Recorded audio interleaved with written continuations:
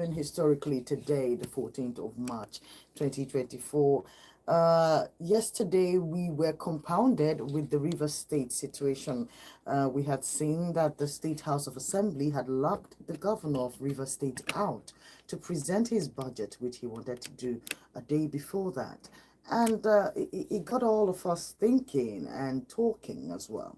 And also on that very day that the State Assembly was locked out on Governor Fubara, his rival, Minister Nyesom Wiki of the FCT, was caught on television, live television, saying that an impeachment of Governor Sim Fubara, is not detrimental to anybody. In fact, to quote him, he says that heaven will not fall if Governor Sim Fubara is to be impeached. Now, we've seen groups that have called for his resignation, that is Governor Fubara. We've also seen ultimatums as at how long he has to make this resignation or risk impeachment. And then we've also heard from some groups in River State also claiming that if anything was to happen to Governor Fubara's governorship in terms of impeachment or any of such stories, they have made it clear to the federal government that they would make interventions being called from all angles. Now, many Nigerians have called the federal government to intervene. In fact, precisely, a lot of people have called President Bola Tinubu to intervene in the rivers crisis. And on Monday this week, the president did answer everyone who was calling him to intervene in River State, and he told us all that he foresaw the rival and all of the chaos that's happening, but he's claiming that he's helpless in the situation, and is asking all parties to obey the rules of the Supreme Court, and mentioned that it was only the Supreme Court that had the powers to preside in such conversation and such cases. And these statements have struck most Nigerians as mockery, or maybe arrogant, or even nonchalant, because now it brings the question of our Supreme Court and our entire judiciary under scrutiny, and which got us talking about the treatment and the body language between the judiciary and the executive, whereby we've seen judges and very important judicial members socializing and partying in most cases with some of the executives. We've seen preferential treatment, like 300% increase in salaries and allowances. We've also seen special houses and special cuts given to these judges and things. And Nigerians are wondering if this behavior or this romance between our judiciary and our executive is the reason why it seems the Supreme Court is not doing its job to maximum effectiveness from the look of things. We've seen court orders disobeyed. We've seen court orders overriding other court orders. We've seen all of these crossovers, and we're asking questions. Does it make sense? And while we're at it, what do you think will happen to Governor Sim Fubara? A lot of people tend to think he played it the wrong way. Some people believe he played into the hands of his oppositions, that he didn't take action on time. A lot of people also think that he can sustain with the number of people he has on his side. A lot of people think that if he does well for the people of River State, he wouldn't need to rally for support from other places because the people will be for him. And someone also argued that the fire service refurbishment and recommissioning that Governor Sim Fubara had done, that the trucks that were in the vehicle were dated to be old trucks, trucks that were as old as 2007, 2015. And these were coming from professionals who knew about the transport business and about the truck business, fire trucks and things like that. So this person thinks that these trucks were old and that he wasn't doing his very best for the people. But I don't live in River State. I don't know very much. Yes, I did live there at some point. I lived in Omok.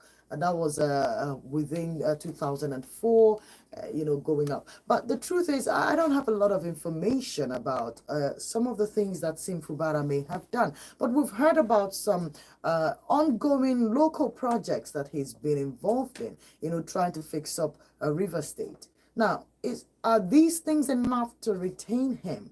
Does he have enough trust of his people? Does he have enough love from his people to sustain him in the face of this adversity that he seems to be facing?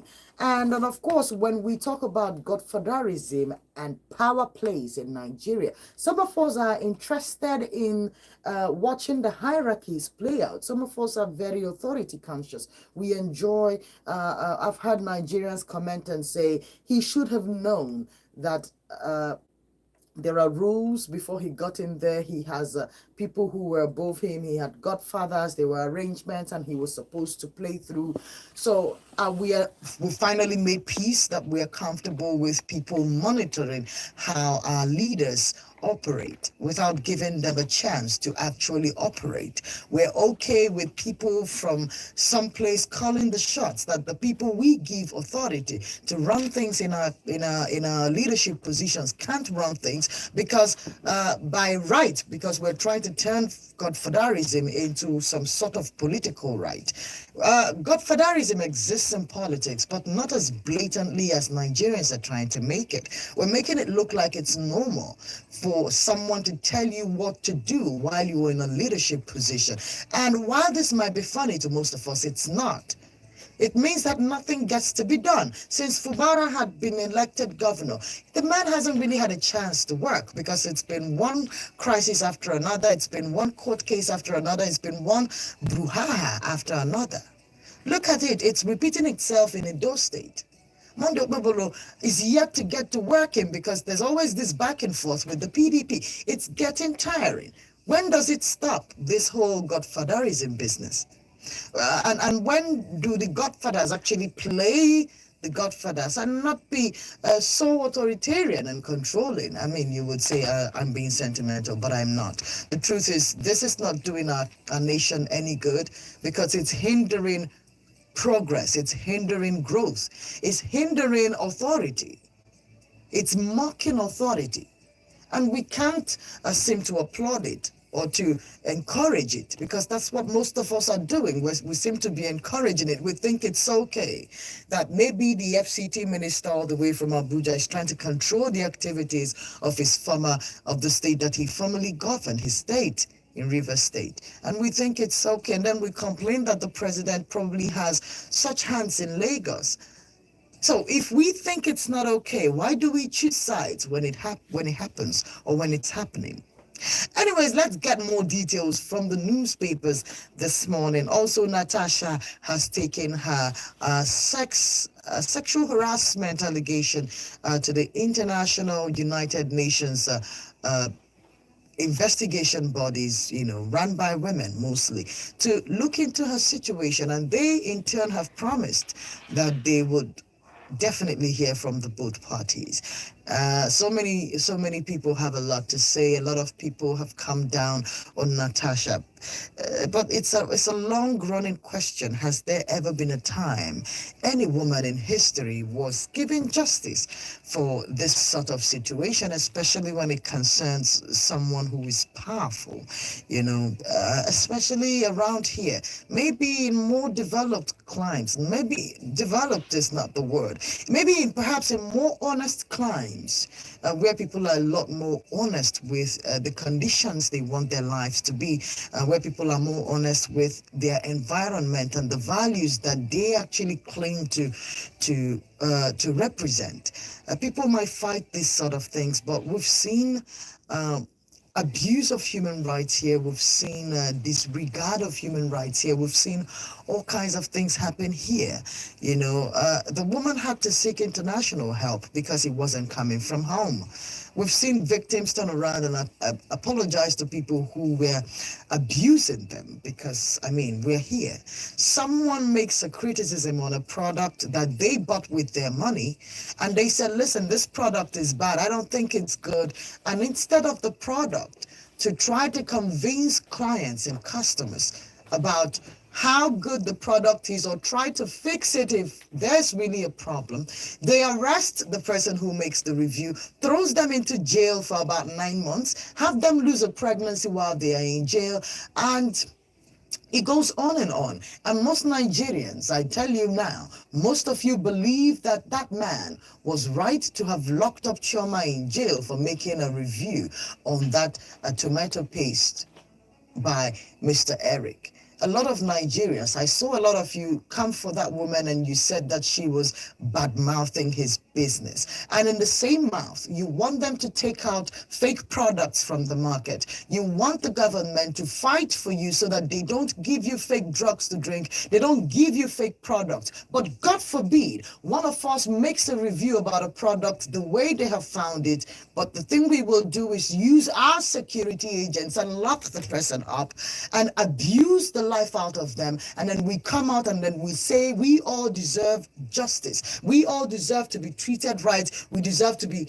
our lives should be protected, we're asking the government to protect us. But amongst ourselves, the sorts of things that we encourage and we clap and applaud for, it's sad. Anyways, I will start with the Punch newspaper this morning.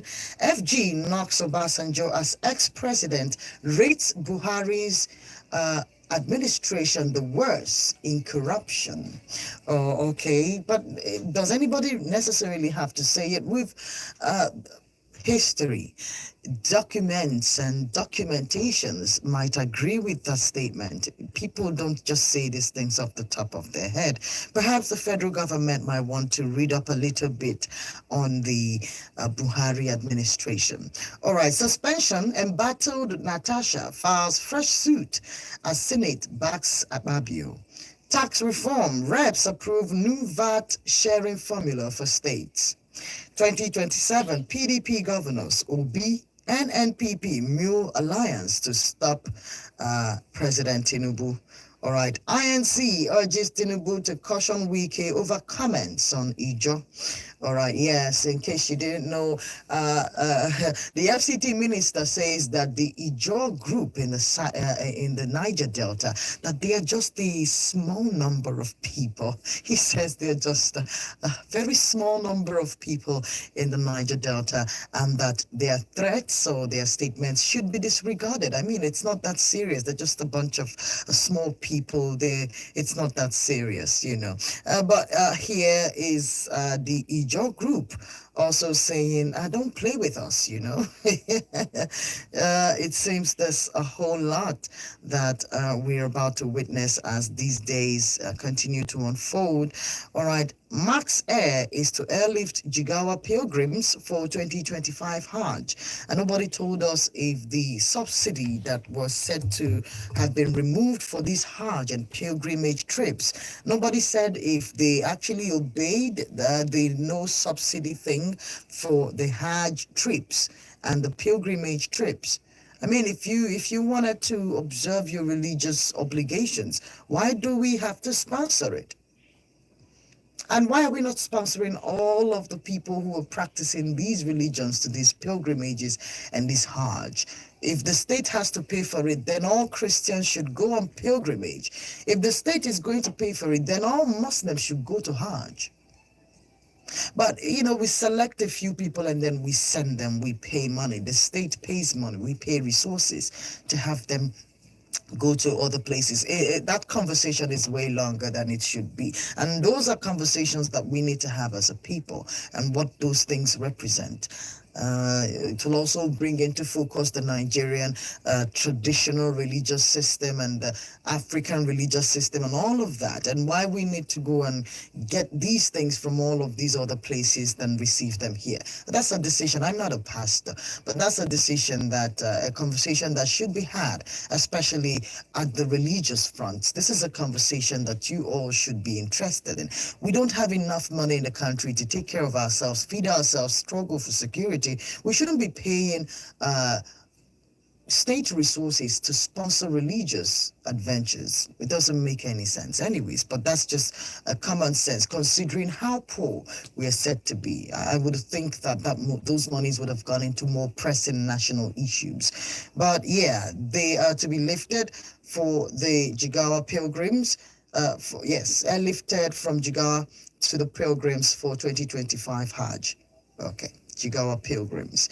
All right. IPU can't act on Natasha's petition, says Jimo Ibrahim.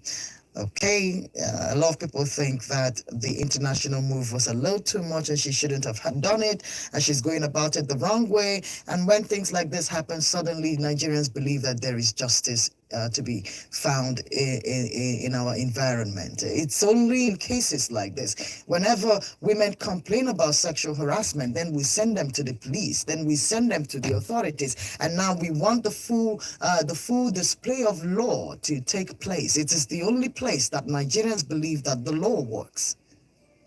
Right? We can have people who have done nothing locked up in prisons and all of that, and we all believe that the justice system is flawed until a woman says she's been sexually harassed. Then suddenly the justice system in Nigeria is very functional. Now she can't get justice because, I mean, come on, how dare she? Right? But maybe she's not even asking for justice, which most women generally are not just asking for justice. Most women just want to be heard because, I mean, who else would pay attention, right? Most women just want to be heard. It's not like they're saying it to change an age-long tradition of being disregarded or being ignored or being blamed. Victim blaming. It's a whole bunch of things that could be compiled into it. But yeah, for the first time, we want Natasha to go through due process because now Nigerian judiciary works, it's perfect. It delivers justice in a flip second. It's just functional now. Everything is fine, But that's just one perspective to look at it. What do you think? How do you feel about these stories? Join me live on YouTube, High Voltage News. Please like, subscribe, and share. You'll be doing me a huge favor and getting us to a more global audience. Also, you can join live on Facebook at Vote 1043 FM. Be sure to follow the page, like, and help us to share. You can also call the studio lines. You can text it. You can WhatsApp it as well, right? 0706 048 5853. Also call 0915-570-8347. Okay, so we are going to grab a couple more stories. I'm trying to find this, guys. I'm trying to find the Vanguard news this morning. They were here just a moment ago. All right, take a look at this. Tax reform bills. Rep adopts 7.5% VAT and rejects increase to 15%. I'll take that again. The tax reform bills. Reps adopt 7.5% VAT and reject increase to 15%. Also, look at this one. People bought ministerial positions under Tinubu's government, says El Rufai. All right, he's on a rampage. All right, but most people actually believe he's doing these things to just create some sort of diversion, distraction. A lot of people believe the role he has played politically, he just can't be serious, right? But who knows? Who knows? Politicians are usually serious, but yeah, El Rufai has been in the news a lot, trying to rebrand. He's saying things from the both sides of his mouth. The things he's saying now is definitely not the things he said in 2001. Definitely not what he was saying in 2020. Definitely not what he was saying in 2021. And that's right. What he's saying in 2025 is, trust me, is a long shot from the guy that we remember. And now we have Nasir El Rufai, that's the son of El Rufai, going to his social media pages and deleting some bigoted statements, deleting some very horrible statements that someone in their family position shouldn't have been making in the first place. Like he had no business tweeting those things. And like we say, writing actually does come from the mind. When people journal, when people, put things down in written form, it's a means of safeguarding those things, because you could say things and forget them. But if you write something, it could last for a long time. You see, most of the history that we remember today was because they were written. And if you check religions or traditions or historical situations where the stories were passed down orally, there is a little bit of instability with the trust of such society. But when those conditions are written down, when those rules are written down, like when they tell you that the books, the thoughts and the things in the holy books, that they were written 4,000 years ago, there's something that you don't have a choice but to take it seriously. And they tell you, Plato, he wrote this thing in so time in the 19th century, in the 20th century. When they give you this information, it sticks because it's been written down. It's something to be remembered. And so the Gen Zs, of course, they never leave anybody from the chokehold. They went and they have like an entire library of all the things he tweeted during those times. And they put it back on the internet and said, hey, come, sir. Is this you? Were you the one that wrote this? Your father is speaking now, but was he the one that made this statement? Were you the one that wrote this about your people? Were you the one that wrote this about Nigeria? And we're wondering if such people could have the best interest of their fellow Nigerians at heart. Nigerians have called El-Rufai and his family out for several things. And we're wondering why people like that will want to come back to the society and try to rebrand themselves into people that we should believe in, people that we should trust, people that we should trust enough to hand over a very delicate system into their hands. Those are the worries that Nigerians are having this morning. So these are the most important conversations on the Nigerian political scene at the moment. It's all over the place. It's all over the internet. It's all over the social spaces. Nigerians are lending their voice. And I encourage you to come and lend your voice. And like I said, if you think that it's bad enough with the amount of screaming we're doing, try keeping quiet. Just try keeping quiet for a little while and you'll see something. Let's talk to you. Good morning. Good morning. This is Victor from Eminem. You're welcome, Victor. You see this Hajj of a thing or pilgrimage, the government are sponsoring. They are just using that system to squander state money. Just Christians sponsoring Christians for pilgrimage, Muslims sponsoring Muslims for Hajj. You are going for your own pace because those people that are doing those things are not going on behalf of the state or a country. They are going for their personal interest. I don't see the reason why the state will sponsor them. You are going for pilgrimage. And my own tax, they are the governor is using my tax to sponsor them. Yeah. So I thought they should, even if assuming I'm from other state, even I'm a Christian also. Let my governor let him sponsor me to go there. If everybody now need to go there, because I don't see the reason. And if you watch those people that are going for that pilgrimage or that pilgrimage, they are related to one politician or the other. Not everybody will go there. So they are related to the I am assuming that, if it's good for one Christian or one Muslim, every Christian or every Muslim should be going. Yes, let them do it. Every Christian, every Muslim. That's right. That's right. If the pilgrims are that important, then everybody should go. Yes, let's go. Everybody should go.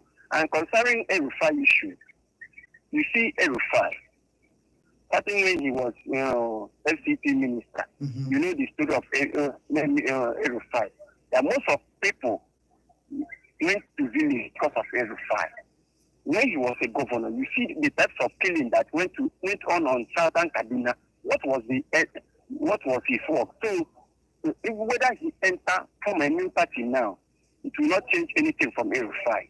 Thank you. Thank you very much, Victor, for calling the show, and thank you for that perspective. I actually do buy your thoughts on the pilgrimage, because what do we mean? I mean, if a few people can go on Hajj, we all should be able to go to Hajj. I mean, we all serve in the same, we all believe in the same religion. Why are most people's prayers more important than the others? Good morning to you. Morning, this is Barrister Chukwuemeka calling from Enugu. Good morning, Barrister. Well, I don't even know where we can start to analyze it, but let's start from El-Rufai. Okay. It's on record. His antecedent is on record, and the internet has come to stay. And that is something. Sometimes some of them don't even understand that what they put on internet remains there and could be used against them at any time. They are just realizing it now.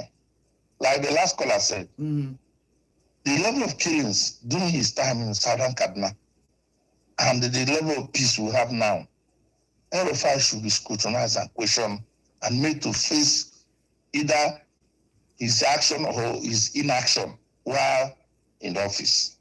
It's very clear.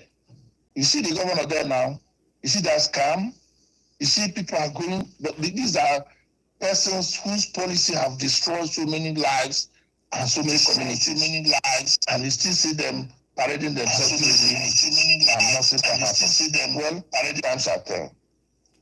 On the issue of godfatherism, you see, yesterday I saw when they were bringing Wike, when Wike was fighting godfatherism in the state. The same internet record. They went back and bring his position. Yes. On godfatherism. When he was speaking on Odili. Exactly. I saw that. And Amechi. And Amechi. The party that did this to you, party that did this to you. That was when the game was the other way. But now he's telling you that nobody can do that. Is this or is that?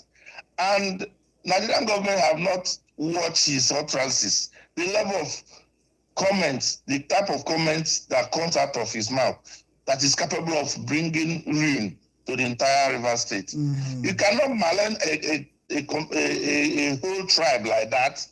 And all of us know how volatile that place has been. And you can't take it for granted.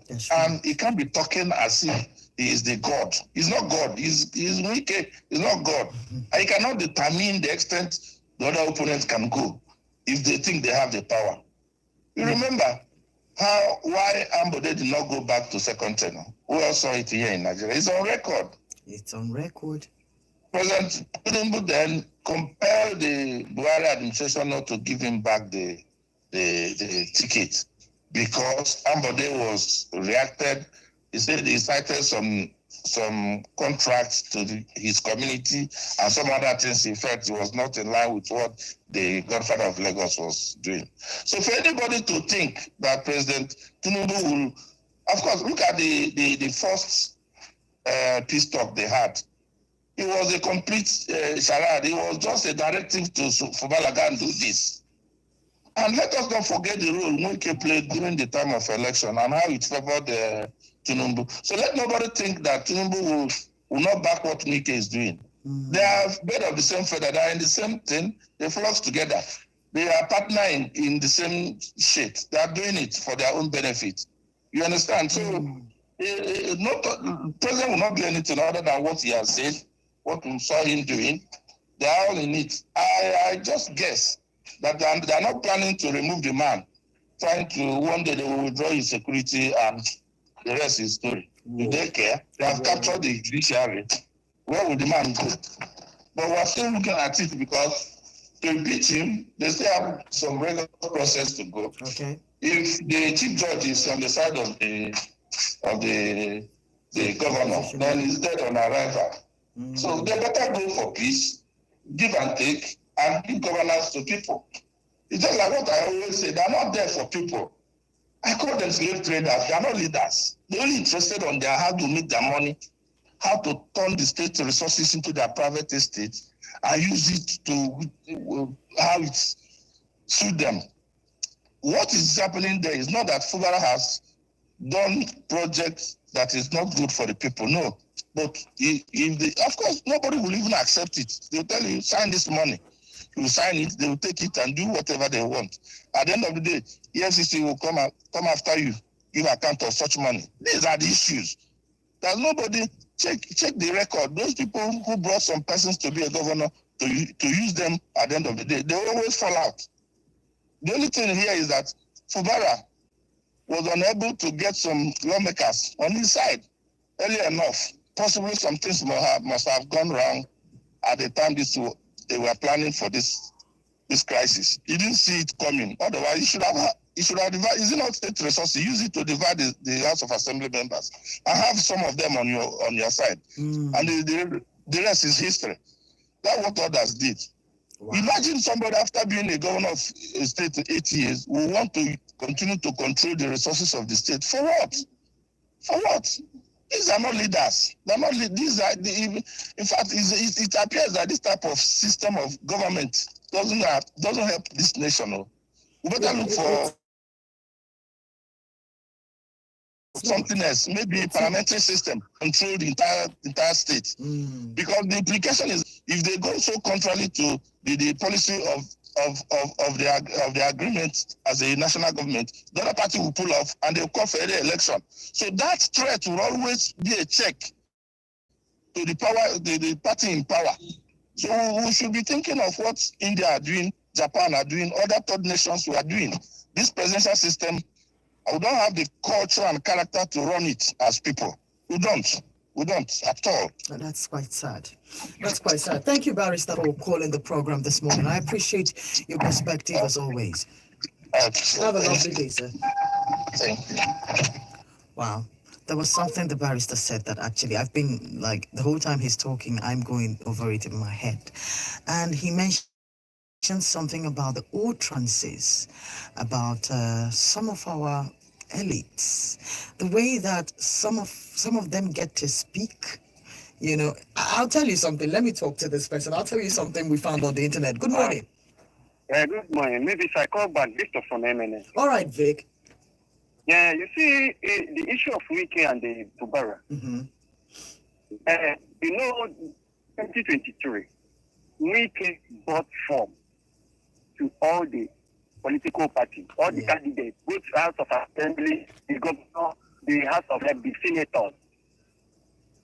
If the security agents that work, like for instance, all these things EFCC is doing, ICPC, is supposed to probe Wike. Where did Wike get such amount of money to buy forms for all those political, all the politicians in the River State in the name of PDP? Okay. Now, before you volunteer yourself to help somebody, there must be an agreement. And my own view is that at the initial time, Fubara knew that agreement before he accepts that offer to become the governor of River State. Now, he has to fulfill the promise which he made. That is the problem for now. So, if Wike and Co. impeach Fubara, he said that even the last regime, they told us that there was a certain things you will say, they will told you that it's a hate speech. Even Wike now has violated Nigerian constitution. Even if you talk hate speech about it, it's sitting honor. So if they impeach Fubara, heaven will not fall. So all the things that is happening in River State, Tinubu is aware of it. And Tinubu will not interfere on that River State because he needs that state. He see what happened to Lagos. He interfered in Lagos because he don't want Lagos to build like other states. But that River State now, Tinubu and the Wike, they know the thing they are doing here. You mean the intervention between Obasa and Miranda? Miranda. Yes. Okay. So you saw that, right? You saw that. Yes. You're very correct, Victor. What happened when Tinubu to interfere in the same issue with the River State? What happened? Tinubu is aware of what is happening in River State. Yes, he says he doesn't want to interfere with the Supreme Court judgment. There's only Supreme Court that can solve it. In Lagos State, in Lagos State, he interfere. You see the Nigeria we are. So, if all the construction, all the project Fubara is doing, people actually like it. But you see, this APC government, power from above is what is the problem. Power from above. Thank you. Thank you very much, Victor. Thank you for making that correlation. Because, yes, the president did say that he does not have the power to intervene in Imago State matters. He doesn't want to get himself involved because it's none of his business, really. And that everybody should follow due process, do what the court says. And I've asked you this question. I said, wow, isn't it very convenient that we bring in the court when it's convenient? Because, the president can give an executive order that calls Obasa back into office, and in Rivers State he has to advise everybody involved to let the plans of or rather the orders of the Supreme Court to prevail. It gives you something to think about, right? Good morning to you. Okay, are you there? Good morning. Good morning, Mavis. I greet you. You're welcome.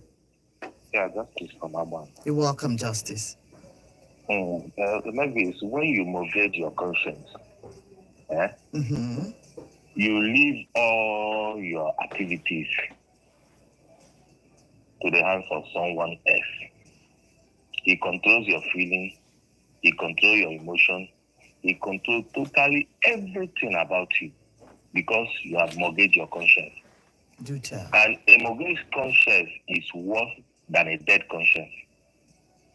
When something is dead, it is dead. But when something is alive and it's not working, it's as good as dead. Okay. Fubara shouldn't have, and you want to make us believe that you are good, you are a good man now. When you know the tenets of agreement you entered into, was that agreement in the, there's no. But Justice, you seem to feel like, do you have details of the agreement? When God-Father fight, it's always a specific thing that they are fighting for. Yes, but what if? But because we're using the word Godfather, it means that there's a level of intimidation that might come into this. So what if Fubara is trying not to mortgage River State? What if Fubara is actually fighting for River State? First of all, he mortgaged himself before River State. If he had loved River State, he wouldn't have gone into any agreement. He wouldn't have done that. He first of all mortgaged his life before the life of the citizens of River State. Okay, seriously, now that we're having this conversation, something just struck my mind, right? So let's say the way Peter Obi wants to, help us fix this place, according to him, because they're politicians, so yeah. According to Peter Obi, he can help us fix this thing. And from what we've seen, it seems like he has what it takes to fix this, right? So let's say if someone calls him and tries to make some sort of arrangement with him that makes sure that he gets there, right? That makes sure that he gets there. And then, for instance, Peter Obi gets there and decides that those conditions are a little too steep. Maybe because of my position now, I can find a way around it so that I get to also serve my people and deal with these people and everybody's okay. Are you saying that such an arrangement will not favor Peter Obi and his future plans for the people? Mavis, there are no better ways of making a wrong right. There are no better ways of making a wrong right. A wrong is always a wrong. Once you have laid that foundation, it is there. You usually tell me to be logical about the Nigerian politics, so I want you to be logical as well. You don't have to be straightforward on things that happen, because this Fubara you are looking at now, he's also fighting for his own interest. Forget about this thing he's doing like he does. You can't tell me every month. But he hasn't settled down yet. They are denying him allocations. They are denying the state a lot of things. The man is he's struggling. Without allocation, River State will stand. I'm telling you. See, but we can't say this. We can't say this when people actually end this location. People end this allocation. People end these security votes and all of these things, and you deny them this guy, and somehow you believe it's functional. He should go to court and fought for it. Let me tell you, maybe if Fubara is giving 20 naira, maybe the allocation that comes into River State is 200 naira. Mm-hmm. Do you think that Fubara, in his own honesty, will bring out that 200 naira for the development of the state? Do you think so? All these people are self-interest. They are self-interest. Forget about this thing. They know. You see, it's only when you come near them that you know that those people, you don't need to stand for them. They are the same. If we can live, if Fubara succeed today, I'm telling you, he's going to be a godfather to the next person. And it goes on and on and on. So they know what is happening. It's only Peter Obi that left office, and he left office. And we all see that he doesn't even, I don't think that during the tenure of Obiano, that Peter Obi visited government house. So all these people, they are self-interest. So let us not bring them. If Fubara wins tomorrow, he wins for himself and his cronies. If Wike wins tomorrow, he wins for himself and his cronies. Let the right thing be done. Let the right thing. I told you before, when you make somebody the two vital aspects of your life, somebody should be your God first. And your father, you know what that thing is.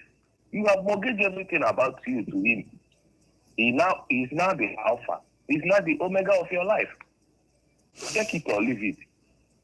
I hear you. Good morning. I hear you. Good morning to you as well. Have a nice day, Justice. Wow. Listen, I can't even get over these conversations. Are you listening to? Wow. Okay. Good morning to you. Good morning. Morning. Sorry, Barrister Chukwemeka, I call back. It's all right, Barrister.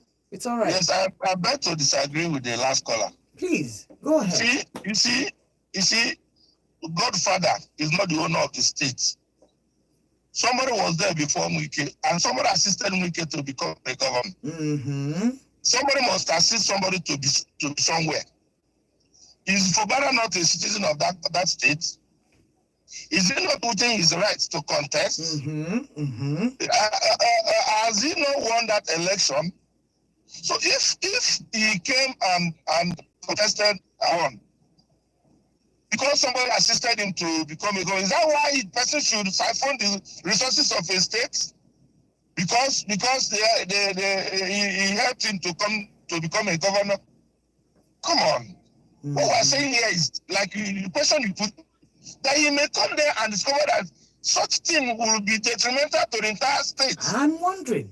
He may decide not to do that. Of course, you can only say something when you're in position to say it. You cannot say it when you're not in position. Like the analogy you gave him about P2D. Yes. Of course, we all saw what happened to Buhari before 2015. That's right. Previous election he contested. That's right. You said that those corrupt politicians should not bring that money to support him. And he failed.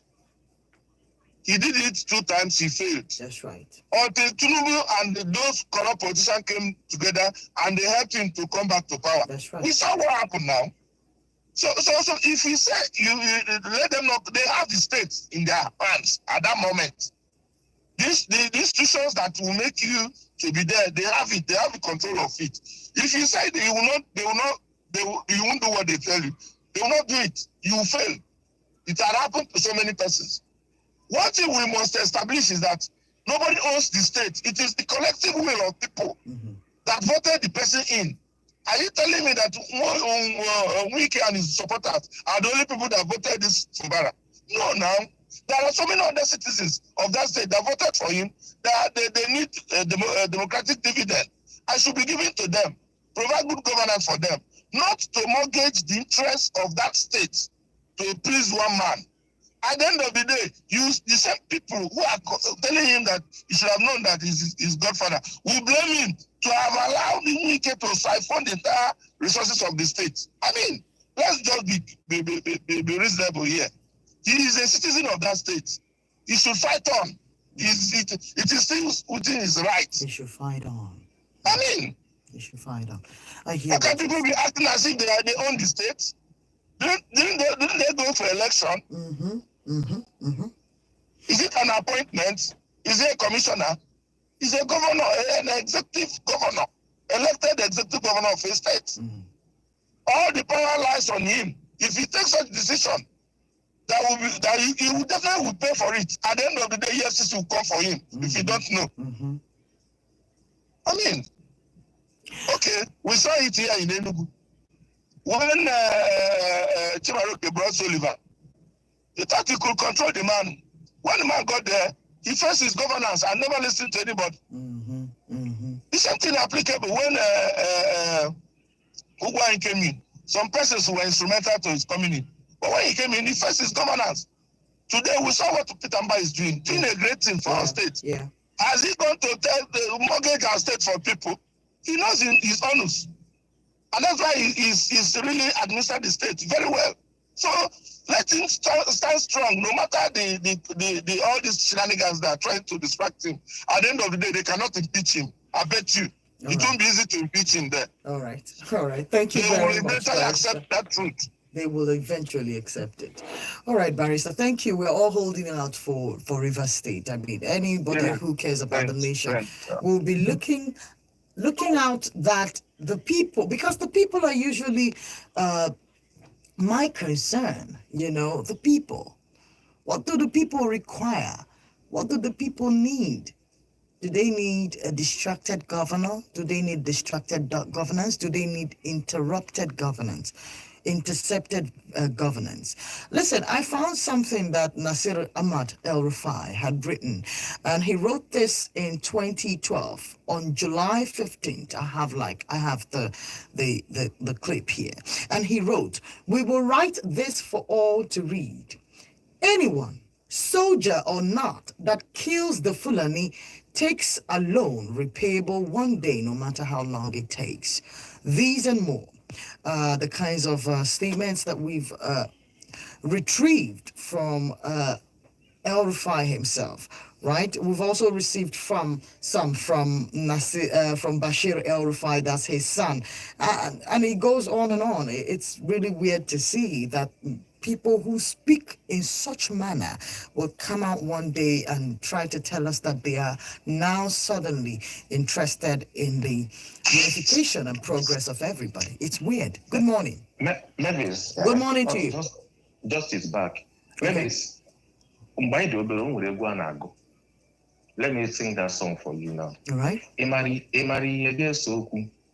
Emari yege soku. Emari yege soku. Imari yege soku emelaya. Imari yege soku emelaya. Good morning. Good morning to you too, Justice. All right. Thank you for that nice rendition. Nicely put. Okay, so yeah. All right. I think I am understanding where you're coming from. Okay, so I have a few stories to read out to you before we shut it down. If you're lucky, I have about 4 minutes before I leave. You can still call me to express or join and I'll analyze any of these stories that we're looking at this morning. Anambra State has recorded 1 month of no gunshot. And this is credits to Governor Chukwuma Soludo, who has been prepping up and doing a lot of things. A lot of people assume that it's because the elections are quite close, hence the Ibubago and the all the moves that the governor is making now. A lot of people think it's political. A lot of people think it's not genuine. This conversation continues to go on and on and on. But Anambra State is in focus, considering that there'll be an election there by November 8th. A lot of people have a lot to say in terms of what might happen there.